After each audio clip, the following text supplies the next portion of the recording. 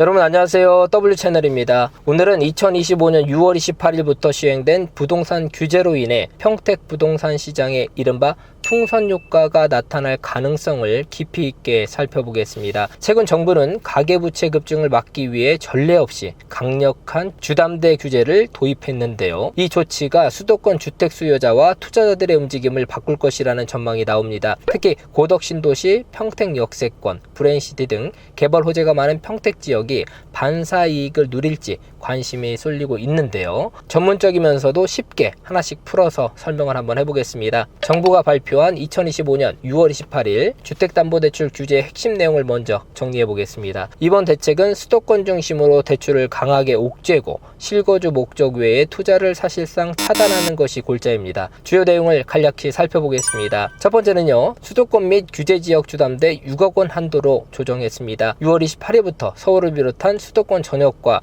규제지역에서 주택 구입 시 받을 수 있는 주담대 대출 한도가 최대 6억 원으로 제한이 됩니다. 이제 비싼 집을 대출로 사기가 어려워진 거죠. 두 번째는 다주택자 주담대 전면 금지입니다. 수도권이나 규제지역에서 2주택 이상 보유한 사람이 추가로 주택을 살 때는 아예 주담대를 받을 수 없도록 막았습니다. 1주택자라도 기존 집을 팔지 않고 새 집을 사면 대출이 안 됩니다. 사실상 다주택 투자는 봉쇄된 셈인데요. 세 번째는요, 6개월 내 전입 의무가 되었습니다. 주담대를 받아 수도권 주택을 구입하는 경우에 6개월 이내 해당 주택에 전입 신고를 해야만 합니다. 대출을 받았으면 반년 안에 직접 들어가 살아야 한다는 의미죠. 이로써 전세를 끼고 집을 사두는 갭 투자를 막겠다는 취지인데요.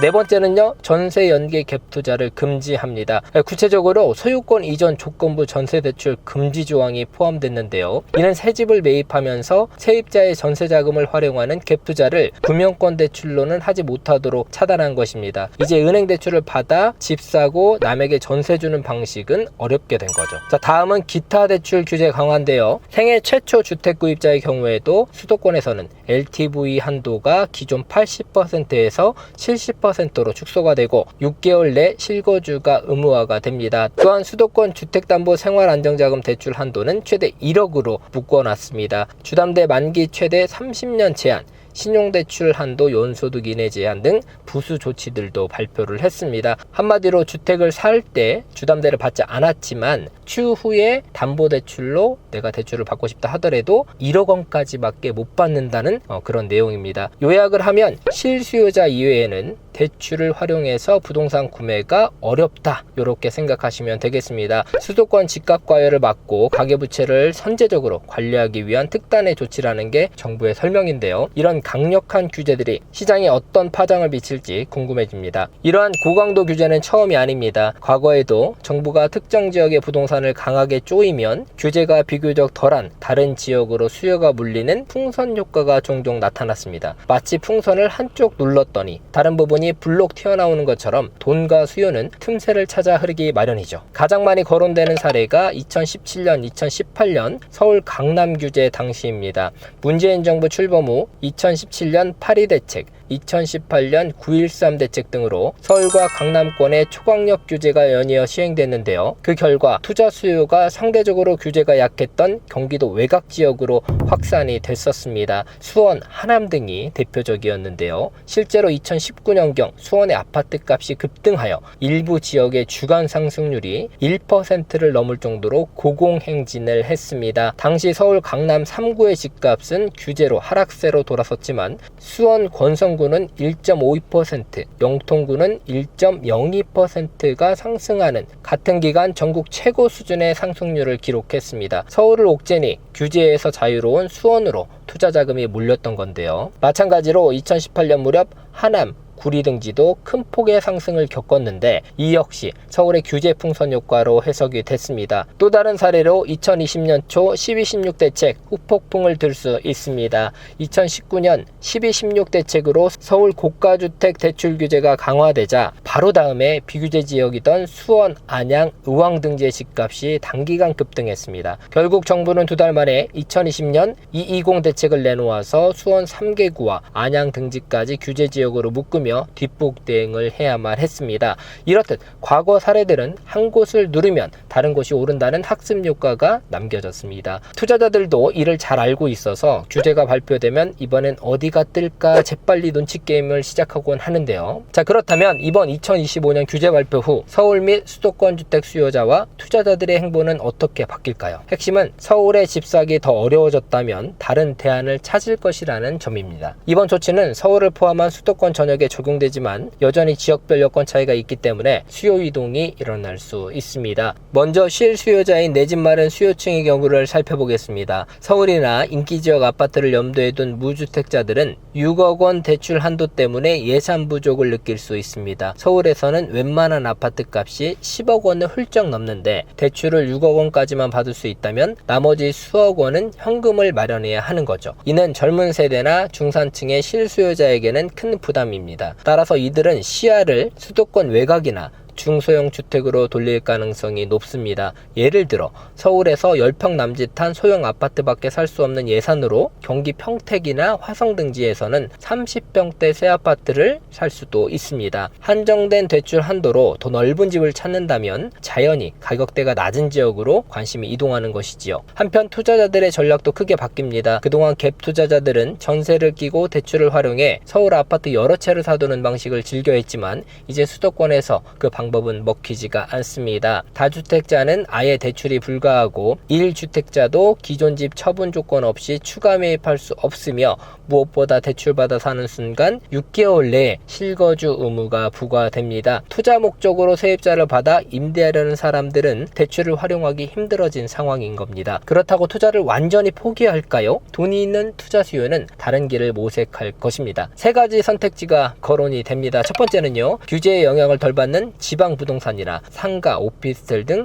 주택의 자산으로 눈을 돌릴 수 있습니다. 하지만 지방 아파트 시장은 서울만큼 유망하지 않고 상가 등은 전문 지식이 필요해 망설여지죠. 두 번째는 현금 부자들은 차라리 규제가 없는 범위 내에서 현금으로 투자를 감행할 수 있습니다. 예를 들어 대출 없이 중저가 아파트를 통째로 구입해버리면 6억 한도나 실거주 의무 규제를 피해갈 수는 있습니다. 하지만 모든 투자자가 그 정도 유동성을 가진 건 아니죠. 자, 세 번째, 가장 현실적인 흐름은 상대적으로 규제가 느슨하고 진입장벽이 낮은 지역의 주택을 찾는 것입니다. 비록 이번 규제가 수도권 전역을 포괄하지만 지역별 시장 여건은 다릅니다. 평택이 바로 그런 대안으로 부상하는 곳 중에 하나인데 상대적으로 집값이 낮아서 6억 원 대출만으로도 웬만한 집이 구매가 가능합니다. 전매 제한 등 일부 규제가 덜하며 무엇보다 향후 발전 기대감이 있는 지역이죠. 이제 평택이 왜 주목받는지를 구체적으로 한번 살펴보겠습니다. 평택이 이번 규제의 풍선 효과 수혜지로 언급되는 데에는 몇 가지 구조적 강점이 있습니다. 한마디로 싸고 덜 묶여있고 성장성이 있다로 정리해 볼 수 있는데요. 세부적으로 평택의 각 지역별 매력을 한번 살펴보겠습니다. 평택은 수도권이지만 서울 대비 집값이 저렴하고 현재 조정 대상 지역 등 규제 지역으로 묶여있지 않습니다.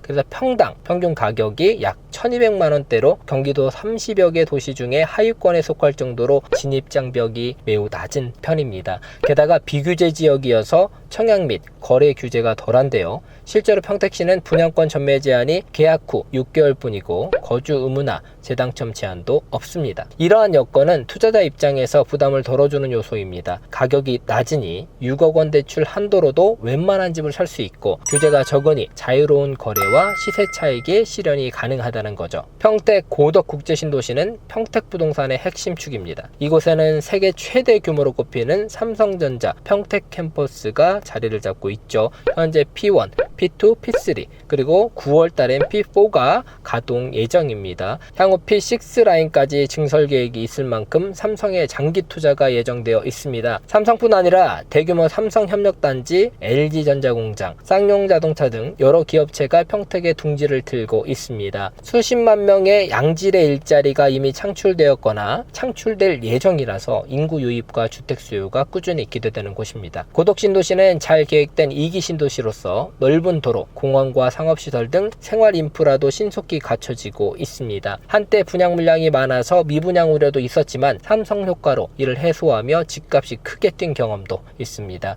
미래 가치의 평택을 논할 때 절대 빠지지 않는 곳이라는 평가를 듣는 배경이 됩니다. 평택 원도심 지역도 새롭게 주목받고 있습니다. 중심에는 평택역이 있는데요. 과거 낙후됐던 역 주변 구도심을 재개발하는 사업들이 진행 중입니다. 최근에는 합정동 목화주공 재건축을 했죠. 대규모 아파트 단지가 역세권에 분양하면서 랜드마크를 노리고 있습니다. 이 단지는요, 평택역까지 도보 15분에서 20분 입지지만 워낙에 평택시의 지하철역 접근성이 희소하다 보니 15분 거리도 초역세권이나 다름없다라는 평가까지 나오고 있습니다.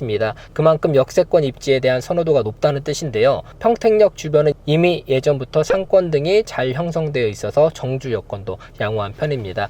향후 GTX C노선 연장이 평택역까지 추진되고 있고 평택 부발 고속철도 등 교통 호재도 예정되어 있습니다. 역 주변 정비사업, 세교지구 재개발 등 이러한 교통 확충이 맞물리면 평택 역세권은 구도심의 부활과 함께 새 투자처로 각광받을 수도 있습니다. 브레인시티는 이름에서 알 수 있듯이 평택의 미래 성장 동력으로 꼽히는 대규모 개발 프로젝트입니다. 평택 서정리역 인근에 조성 중인 일반 산업단지로 카이스트 평택 캠퍼스, 아주대학병원, 첨단산업연구시설, 상업시설 등이 단계적으로 들어설 예정입니다. 쉽게 말해 또 하나의 업무 산업 거점 도시가 생긴다고 보시면 되겠는데요. 현재 일부 단지에서 브레인시티 대광지구 아파트 분양이 이루어졌는데 가격 대비 저평가 인식이 있습니다. 삼성 효과가 가려져 있지만 브레인시티가 본격 가동되면 수요가 늘어날 가능성이 큽니다. 평택 남부권 균형 발전 차원에서도 브레인시티는 중요해서 고덕 등 북부 신도시에 쏠린 개발을 남부로 확장하는 역할을 합니다. 아직은 투자자들에게 생소하지만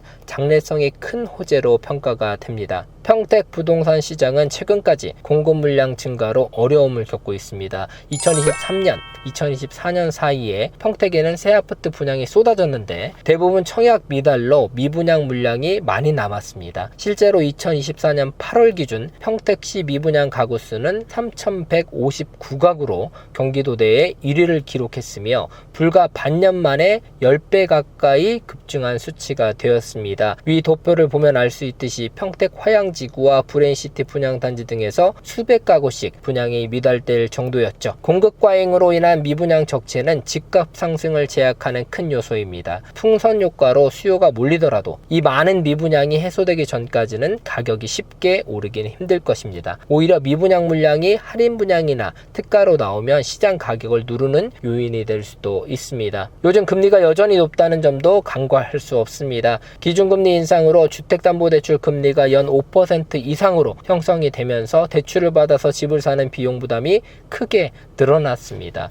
규제와 별개로 대출 이자 감당이 어려워 수요가 위축되는 측면이 있습니다. 특히 투자 목적의 매수자들은 월세나 임대 수익으로 이자 충당을 기대하기 마련인데 이자율이 임대 수익률보다 높다면 투자 가치가 떨어집니다. 고금리는 이번 규제와 맞물려 투자 심리를 더욱 위축시키는 이중고로 작용합니다. 풍선 효과라는 것도 기본적으로 매수세가 살아있어야 발생하는데 금리가 높은 환경에서는 관망세가 길어질 수밖에 없습니다. 참고로 평택도 최근에 삼성 공장이 가동 중단을 하면서 이 여파로 전세값이 크게 떨어지면서 매매 가격도 약세를 보였습니다.